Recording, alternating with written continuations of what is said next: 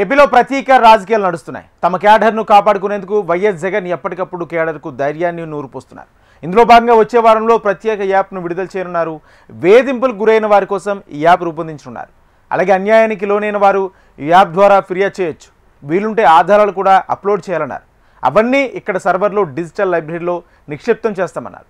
ప్రభుత్వం రాగానే బాధ్యులందరిపై తగు చర్యలు తీసుకుంటామన్నారు జగన్. ఎవరితో ఏ అధికారితో తాను ఇబ్బంది పడింది వివరాలు ఇవ్వాలన్నారు. బాధ్యులైన వారు ఎవ్వరినీ వదలకుండా చట్టం ముందు నిలబెడతామని హామీ ఇచ్చారు. వారు చేసినవన్నీ వడ్డీతో సహా చెల్లిస్తామన్నారు మాజీ సీఎం జగన్.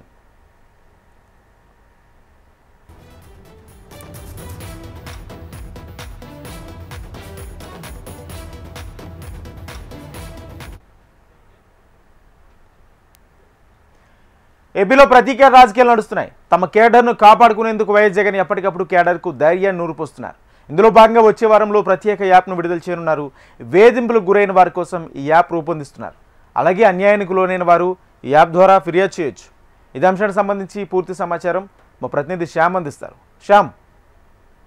రాజేంద్ర, ఈ రోజు చూసుకుంటే వైఎస్ఆర్సీపీ నాయకులు కార్యకర్తలపై చూసుకుంటే గత ఏడాది కాలంగా అనేక కేసులు నమోదవుతున్నాయి. అయితే ఈ కేసుల పరంపర అయితే మరో 3 సంవత్సరాలు కొనసాగే అవకాశం ఉందంటూ కూడా ఇప్పటికే ఆ పార్టీ అధిష్టానం ఒక నిర్ణయానికి వచ్చింది. ఈ నేపథ్యంలో కార్యకర్తలను నాయకులను రక్షించుకునే ఆ ప్రయత్నాన్ని అయితే ఆ పార్టీ అధినేత మాజీ ముఖ్యమంత్రి జగన్ ప్రారంభించారు. ఇందులో భాగంగా తాడేపల్లిలోనే ఏదైతే ఇప్పుడు పార్టీ కేంద్ర కార్యాలయం ఉందో దానికి సమీపంలోనే ఒక లీగల్ అథారిటీ ఒక పార్టీ కార్యాలయాన్ని కూడా ప్రారంభించారు. ఇందుకు సంబంధించి కూడా ఒక లీగల్ టీమును కూడా ప్రత్యేకంగా నియమించారు.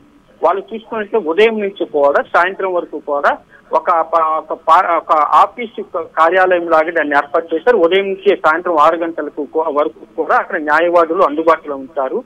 రాష్ట్ర వ్యాప్తంగా ఎవరైనా సరే కేసులు కానీ పార్టీకి సంబంధించిన అభిమానులు కానీ కార్యకర్తలు కానీ నాయకులు కానీ ఒకవేళ వాళ్ళ పైన కనుక కేసులు నమోదైతే వాళ్ళు న్యాయ సలహా అవసరమైతే ఉచిత న్యాయం కూడా వాళ్ళు అందించేందుకు కూడా ఈ న్యాయవాదులు ప్రత్యేకంగా ఏర్పాటు చేశారు. మరోవైపు చూసుకున్నట్లయితే గత వారంలో పిహెచ్సి సమావేశం జరిగింది. ఈ పిహెచ్సి సమావేశంలో మాజీ ముఖ్యమంత్రి జగన్ ఒక కీలక ప్రకటన చేశారు. ఒక త్వరలోనే అంటే ఒక నెక్స్ట్ వీక్ లో ఒక వారం రోజుల్లో కూడా ఒక ప్రత్యేకమైన యాప్ రూపొందించారు. ఆ యాప్ సారాంశం తీసుకున్నట్లయితే ఎవరైతే బాధితులు ఉంటారో ఆ పోలీసుల కేసులు కానీ లేకపోతే టీడీపీ వాళ్ళ చేతుల్లో కూడా ఎవరైనా బెదిరించినా లేకపోతే పోలీసు అధికారుల పనితీరు కానీ వీటిపైన కనుక ఎవరైనా వేధింపులు గురైనట్లే వాళ్ళ వివరాలను కూడా ఈ ప్రత్యేకమైన యాప్ లో కనుక పొందుపరచాలి. అలాగే మీ దగ్గర సాక్ష్యాధారాలు ఉంటే కనుక వాటిని కూడా ఆ యాప్ లో కనుక పొందుపరిచినట్లయితే ఒక డిజిటల్ లైబ్రరీ అనేది పార్టీ ఆధ్వర్యంలో ఏర్పాటు చేశారు.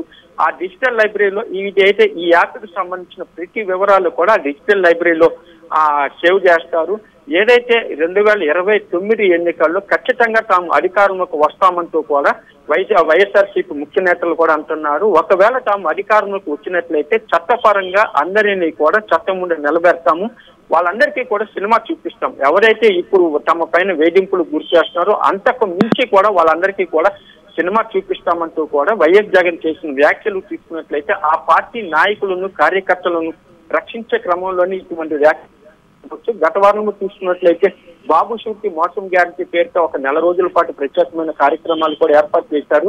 ఈ కార్యక్రమాలు చూసుకున్నట్లయితే గత ఏడాది కాలంలో ఏదైతే హామీలు ఇచ్చారో ఆ హామీలు ఇప్పటి వరకు కూడా అమలు చేయలేదు. ప్రతి ఇంటికి కూడా ఏ పథకాలు మీకు అమలు అవుతున్నాయి, ఇప్పటి వరకు కూడా మీరు ఎంత నష్టపోయారనే వివరాలు కూడా ప్రజల్లోకి తీసుకెళ్లేందుకు కూడా ఆ పార్టీ ప్రయత్నాలు అయితే ప్రారంభించింది. మరోవైపు పిహెచ్సి సమావేశం ఇటువంటి నిర్ణయాలు తీసుకుంటున్నారు. ఇప్పటికే చూసుకుంటే మద్యం కేసు ఆ పార్టీ నేతలను ఉక్కిరిబిక్కిరి చేస్తా ఉంది. ముఖ్య నేతలందరూ కూడా వరుస అరెస్టులు జరుగుతున్నాయి. అనేక మంది పైన కూడా కేసులు కూడా నమోదవుతున్నాయి. వీటన్నిటి నుంచి కూడా అటు నాయకులను ఇటు కార్యకర్తలను కాపాడుకునే క్రమంలోనే ఈ యాప్ అనేది రూపొందిస్తున్నారు అనేది కూడా ఆ పార్టీ నేతలు చెప్తున్నారు.